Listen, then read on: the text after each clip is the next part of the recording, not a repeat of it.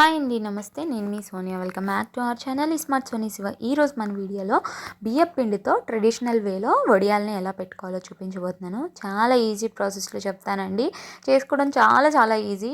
Even ఈ video చూసి beginners అయినా ఈజీగా చేయగలుగుతారు. చాలా గుల్లగా వస్తాయి. చూడండి, మీకు నేను సౌండ్స్ వినిపిస్తున్నాను. ఎంత పర్ఫెక్ట్ వడియాలు వచ్చాయో. చాలా చాలా బాగుంటాయి. క్రిస్పీగా గుల్లగా చాలా బాగా వస్తాయి. సో పర్ఫెక్ట్గా పక్కా కొలతలతో ఈ వీడియోలో చూపించబోతున్నాను. తప్పకుండా ఈ వీడియో చూసేసి ఎవరైనా ట్రై చేసేయండి. అలాగే ఈ వడియాలు 6 to 7 months దాకా కూడా మనం హ్యాపీగా స్టోర్ చేసుకోవచ్చు. ఫ్రెష్గా ఉంటాయి అన్నమాట. సో వీడియోని స్కిప్ చేయకుండా లాస్ట్ వరకు చూసేయండి. మన ఛానల్ని ఫస్ట్ టైం చూస్తుంటే సబ్స్క్రైబ్ చేయండి. ముందుగా ఈ బియ్యం పిండి వడియాల కోసం ఒక బౌల్లోకి ఏదైనా ఒక కప్పు కొలత పెట్టుకోండి. నేనైతే ఇక్కడ మీడియం సైజ్ కప్పు తీసుకున్నాను. ఆ కప్పుతో ఒక కప్పు పొడి బియ్యం పిండిని యూజ్ చేస్తున్నాను. ఒక కప్పు బియ్యం పిండి వేసుకున్నాం కదా. ఇప్పుడు ఇందులోకి 2 cups వాటర్ వేసుకోవాలి. ముందుగా ఒక కప్పు వాటర్ వేసుకొని ఒకసారి బాగా కలిపేసుకొని తర్వాత మరొక కప్పు వాటర్ వేసుకొని కలుపుకోండి. ఒక కప్పు బియ్యం పిండికి 2 cups వాటర్ వేసుకొని కలుపుకోవాలన్నమాట.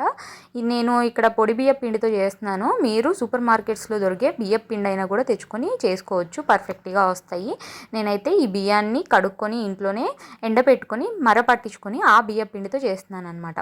సో చూడండి, 2 cups వాటర్ వేసుకొని ఇలా చక్కగా లూజ్ కన్సిస్టెన్సీ వచ్చేంత వరకు కలుపుకొని ఇప్పుడు ఈ బౌల్ని పక్కన పెట్టేసుకోండి. స్టవ్ మీద ఒక పెద్ద లోతుగా వెడల్పుగా ఉండే బౌల్ పెట్టేసుకొని అందులోకి 6 కప్పుల దాకా వాటర్ వేసుకోవాలి. ఏ కప్పుతో బియ్యం పిండి తీసుకున్నామో అదే కప్పుతో 6 కప్పుల దాకా నీళ్ళనైతే వేసుకోవాలి. మనం ఇక్కడ టోటల్గా 1 కప్పు బియ్యం పిండికి 8 కప్పులు నీళ్ళు వాడుతున్నాం అనమాట. 2 కప్పులు బియ్యం పిండి కలపడానికి వాడాం, 6 కప్పులు దీంట్లో వేసాం కదా. ఇప్పుడు ఈ వాటర్ని లైట్గా బాయిల్ అవ్వనివ్వండి. ఈలోపు 2 పచ్చిమిర్చి, ఒక 1 టీ స్పూన్ దాకా జీలకర్రని తీసుకుని ఇలా నేను వీడియోలో చూపించిన విధంగా కచ్చా పచ్చాగా దంచుకొని పక్కన పెట్టుకోండి. మరీ స్మూత్ పేస్ట్లా చేసుకోవద్దు. ఇప్పుడు ఈ మరుగుతున్న వాటర్లోకి 1 టీ స్పూన్ దాకా ఉప్పు వేసుకోండి. అలాగే మనం కచ్చా పచ్చాగా దంచుకున్న పచ్చిమిర్చి జీలకర్ర పేస్ట్ని కూడా వేసుకొని ఒకసారి అంతా బాగా కలిసే విధంగా కలిపేసుకొని ఈ వాటర్ని బాయిలింగ్ అవనివ్వండి.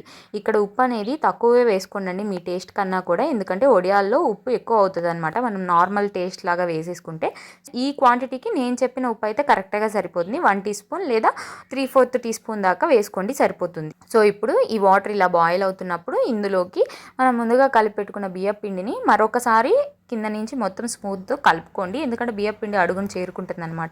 ఒకసారి కలుపుకొని ఈ వాటర్లోకి వేసేసుకుంటే కన్సిస్టెన్సీ అనేది చూడండి ఇలా నీళ్ళగా ఉంటుందన్నమాట. పిండి వేసిన తర్వాత ఒకసారి కలుపుకొని మీడియం టు సిమ్లో అడ్జస్ట్ చేసుకుంటూ దగ్గరికి అయ్యేంత వరకు ఉడికించుకోవాలి. ఒక 5 నిమిషాలు ఉడికించుకుంటే చూడండి ఇలా చిక్కగా అవుతుంది. కనిపిస్తుంది కదా, ఇందాక కన్సిస్టెన్సీ మరీ పలుచగా ఉంది. ఇప్పుడు కొంచెం థిక్గా ఉడికింది కదా. ఇప్పుడు దీన్ని మరొక 5 నిమిషాల పాటు ఉడికించుకోండి. అప్పుడు ఇంకొంచెం థిక్గా అవుతుందన్నమాట. చూడండి, కన్సిస్టెన్సీ అనేది నేను చూస్తున్నారు కదా. కన్సిస్టెన్సీ అనేది ఇలా ఉంటుంది. మనం ఇక్కడ టోటల్గా 10 to 12 minutes అయితే ఉడికించుకోవాలన్నమాట ఈ పిండిని. చూడండి, కన్సిస్టెన్సీ ఇలా లూజ్గానే ఉండాలి. మరీ చిక్కగా అయిపోయిందా ఉంచేస్తే వడియాలు పెట్టేటప్పుడు ఇంకా చిక్కగా అయిపోతుంది అనమాట. సో ఇప్పుడు స్టవ్ ఆఫ్ చేసేసుకొని కాటన్ క్లాత్ని వాటర్లో తడుపుకొని ఆ వాటర్ అన్నిటిని పిండేసుకొని చక్కగా ముడతలేం లేకుండా పరుచుకొని ఇలా వడియాలు పెట్టుకోవడమే. ఒక గుంట గరిట తీసుకొని వడియాలు పెట్టుకుంటున్నాను నేను ఇక్కడ వడియాలు నేను కొంచెం పెద్ద సైజులో పెడుతున్నాను. మీకు చిన్న సైజు కావాలంటే నార్మల్ స్పూన్స్ ఉంటాయి కదా, టీ స్పూన్స్ లేదా టేబుల్ స్పూన్స్, వాటితో అయినా కూడా పెట్టుకోవచ్చు. నేను ఇక్కడ క్లాత్ మీద పెడుతున్నా కదా, కాటన్ క్లాత్ మీద. మీరు క్లాత్ మీద వద్దనుకుంటే పాలిథిన్ కవర్ మీదైనా పెట్టుకోవచ్చు. కవర్ మీద పెట్టే వాళ్ళైతే వేడివేడిగా ఉన్నప్పుడే పిండి పెట్టుకోకూడదండి, ప్లాస్టిక్ కవర్ కాబట్టి. కొంచెం చల్లార్చి పెట్టుకోండి వడియాలనేది. నేనైతే ఇక్కడ డైరెక్ట్ స్టవ్ మీద నుంచి తీసేసి ఎండలో ఇలా కాటన్ క్లాత్ మీద వడియాలనేది పెట్టేసుకుంటున్నాను. ఎందుకంటే క్లాతే కాబట్టి ఏం కాదనమాట. అలాగే మనకి తక్కువ క్వాంటిటీలో పిండి చేసుకున్నాం కాబట్టి డైరెక్ట్గా నేను అదే గిన్నెలో నుంచి తీసుకొని వడియాలు అనేది పెట్టేసుకుంటున్నాను. అదే మీరు ఎక్కువ క్వాంటిటీలో వడియాలు చేసుకుంటే కొంచెం ఒక గిన్నెలోకి తీసుకొని పిండి అనేది చల్లారిపోకుండా మూత పెట్టుకొని ఓ పక్కన పెట్టుకోండి. చల్లారిపోయే కొందికి ఏంటంటే మనకి పిండి అనేది బాగా చిక్కగా థిక్గా అవుతుందన్నమాట. సో వడియాలు చూస్తున్నారు కదా, నేను వీడియోలో చూపించిన విధంగా పెట్టుకోవాలి. జస్ట్ అలా మనం గంటెతో పోస్తే సరిపోతుంది. మనం ఏం స్ప్రెడ్ చేయాల్సిన అవసరం లేదు, ఎందుకంటే పిండి అనేది పల్చగానే ఉంది కాబట్టి. సో నేను వీడియోలో చూపిస్తున్నాను చూడండి. ఇలా చక్కగా ఒక గరిటె పిండి తీసుకొని ఇలా చక్కగా వేసేస్తే సరిపోతుంది అనమాట. మనం ఎక్కడా కూడా కొంచెం కూడా రబ్ చేయాల్సిన అవసరం ఏమి ఉండదు. చక్కగా మొత్తం పిండి అయిపోయేంత వరకు నేను వీడియోలో చూపించిన విధంగా వడియాల్లాగా పెట్టేసుకోవాలి. నేనంతా కూడా పిండి పెట్టేసుకున్నాను, చూపిస్తున్నాను చూడండి. వీటిల్ని ఇప్పుడు ఎండలో ఒక 1 డే కంప్లీట్గా ఎండిపోనివ్వాలి. ఎండిపోతే చూడండి ఇలా ఉంటాయి అన్నమాట.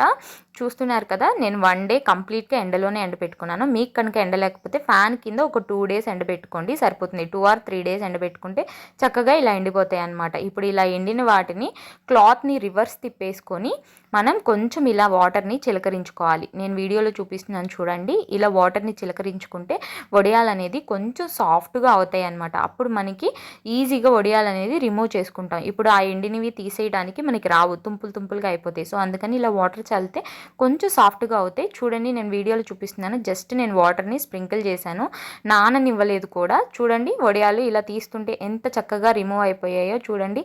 చక్కగా ఎండిపోయాయి కూడా కదా. లైట్గా పచ్చి ఉందన్నమాట, అంతే. కంప్లీట్గా అయితే ఎండిపోయాయి, ఎక్కడో కొంచెం పచ్చి ఉంది. సో అది కూడా మనం ఇప్పుడు ఒక 1 డే ఎండపెట్టేసుకుంటే ఒలిచేసుకున్న తర్వాత చక్కగా ఎండిపోతాయి అన్నమాట. సో చూడండి వడియాలు తీస్తుంటే ఎంత పర్ఫెక్ట్గా వస్తున్నాయి, ఎక్కడ కూడా తునిగిపోవడం లేకపోతే విరిగిపోవడం ఏమి లేదు. చూడండి ఎంత పల్చగా ఎంత పర్ఫెక్ట్గా వచ్చాయో. సో ఇలా అన్నిటిని కూడా చక్కగా వాటర్ చిలకరించుకుంటూ క్లాత్ మీద ఒలిచేసుకోవాలి. చక్కగా ఇలా వీటన్నిటిని ఒలిచేసుకొని ఒక బౌల్లోకి వేసేసుకోవాలి. చూస్తున్నారు కదా, చక్కగా ఈజీగా అన్నిటిని కూడా ఒకదాని తర్వాత ఒకటి నేను రిమూవ్ చేసుకుంటున్నాను. చూడండి ఎంత పర్ఫెక్ట్గా వచ్చాయో మనకి వడియాలు అనేది. సో ఇలా చక్కగా అన్నిటిని ఒలిచేసుకున్న తర్వాత వీటిల్ని ఇప్పుడు ఒక ప్లేట్లోకి కానీ లేదా ఇలా బేషన్లు ఉంటాయి కదా అందరి ఇళ్ళల్లో, వాటిల్లోకి కానీ వేసేసుకోండి. మీ దగ్గర ఇలాంటి బేషన్లు లేకపోతే చిన్న చిన్న ప్లేట్స్ ఉంటాయి కదా, వాటిల్లో అయినా కొన్ని వేసేసుకొని ఇప్పుడు వీటిల్ని ఎండలో ఎండపెట్టుకోవాలి. మీకు ఎండ లేకపోతే ఫ్యాన్ కింద అయినా ఎండపెట్టుకోండి. ఇలా బాల్కనీలో కానీ లేకపోతే మేడ మీద కానీ ఇలా చక్కగా ఎండలో ఎండపెట్టేసుకోండి. ఒక 1 డే మొత్తం కంప్లీట్గా ఎండపెట్టేసుకుంటే చక్కగా మనకి ఎండిపోతాయి అన్నమాట. కంప్లీట్గా 1 డే ఎండపెట్టిన తర్వాత చూపిస్తున్నాను చూడండి, పర్ఫెక్ట్గా ఎండిపోయాయి. మనకి ఎండితేనే బాగా ఇవి స్టోర్ ఉంటాయి అన్నమాట, ఎక్కువ రోజులు నిల్వ ఉంటాయి, లేకపోతే బూజు వచ్చేస్తాయి. చూడండి సౌండ్ తెలుస్తుంది కదా మీకు ఎంత చక్కగా ఎండిపోయాయో. ఇప్పుడు వీటిని ఎలా ఫ్రై చేసుకోవాలో కూడా చూపిస్తాను మీకు, కొన్ని ఫ్రై చేసి ఎలా వచ్చాయో కూడా. ఇప్పుడు స్టవ్ మీద ఒక బాండి గిన్నె పెట్టుకొని అందులోకి డీప్ ఫ్రైకి సరిపడా ఆయిల్ వేసుకొని ఆయిల్ని బాగా హీట్ అవ్వనివ్వండి. ఎప్పుడైనా అప్పడాలు కానీ వడియాలు కానీ వేయించుకునేటప్పుడు బాగా హీట్ అయితేనే ఇవి చక్కగా పొంగుతాయి అన్నమాట. సో చూడండి బాగా హీట్ అయిన తర్వాత ఇలా ఒక్కొక్కటిగా వడియాలని వేసేసుకోవాలి. వడియాలని వేసుకుంటే చూడండి ఆయిల్లోకి ప్రెస్ చేస్తే ఎంత బాగా పొంగుతున్నాయో, ఎంత పర్ఫెక్ట్గా వచ్చాయో చూస్తున్నారు కదా. ఇలా మీకు ఎన్ని కావాలో అన్ని చక్కగా ఆయిల్లో వేయించుకోవడమే. ఆయిల్ హీట్గా ఉంటే చక్కగా ఇలా పొంగుతాయి అన్నమాట. ఇలా ఎన్ని కావాలో అన్ని వడియాలని వేయించుకుంటే చక్కగా పప్పుచారులోకైనా పప్పులోకైనా పచ్చడి అప్పుడైనా కూడా హ్యాపీగా ఎంజాయ్ చేయొచ్చు. చూడండి ఎంత పర్ఫెక్ట్గా మనం వడియాలను అయితే పెట్టేసుకున్నామో. చక్కగా సౌండ్ చూస్తుంటే తెలుస్తున్నాయి కదా ఎంత గుల్లగా ఎంత బాగా వచ్చాయో. వీటిల్ని ఒక పప్పు డబ్బాలో వేసేసుకొని స్టోర్ చేసుకుంటే 6 to 7 months పాటు ఫ్రెష్గా ఉంటాయి, చక్కగా ఎంజాయ్ చేసేయచ్చు. ఇంకెందుకు లేట్ అండి, చూడండి ఎంత పర్ఫెక్ట్గా వడియాలు వచ్చాయో. మీరు కూడా తప్పకుండా ఈ బియ్యం పిండి వడియాలు ట్రై చేయండి. ఈవెన్ పట్టాలి అనుకొని వడియాలు చేయడం రాని వాళ్ళైనా సరే ఈ వీడియో చూసి తప్పకుండా ట్రై చేయండి. నాది గ్యారంటీ, పక్కా మీ ఇంట్లో వాళ్ళు మెచ్చుకుంటారు. ఇంత బాగా వడియాలు ఎక్కడ నేర్చుకున్నావు అని కూడా అడుగుతారు. కంపల్సరీ ట్రై చేయండి, చాలా బాగా వస్తాయి. ట్రై చేసి ఎలా వచ్చాయో మీ ఫీడ్బ్యాక్ని నాతో షేర్ చేసుకోవడం అస్సలు మర్చిపోవద్దు. 100% సక్సెస్ అయ్యే రెసిపీ అనమాట. సో తప్పకుండా ట్రై చేసేయండి. ఈ వీడియో అయితే నచ్చిందని అనుకుంటున్నాను. వీడియో నచ్చితే వీడియోని లైక్ చేయండి, మీ ఫ్రెండ్స్ అండ్ ఫ్యామిలీ రిలేటివ్స్కి షేర్ చేయండి. ఇంకా ఇలాంటి ఎన్నో ఈజీ అండ్ క్విక్ రెసిపీస్ కోసం ఈ స్మార్ట్ సోనీ శివ ఛానల్ని సబ్స్క్రైబ్ చేయండి. ఈ వీడియో అయితే ఇంతే, మరొక మంచి వీడియోతో మళ్ళీ మీ ముందుకు వచ్చేస్తాను. అంతవరకు సెలవు. Bye all, thanks for watching.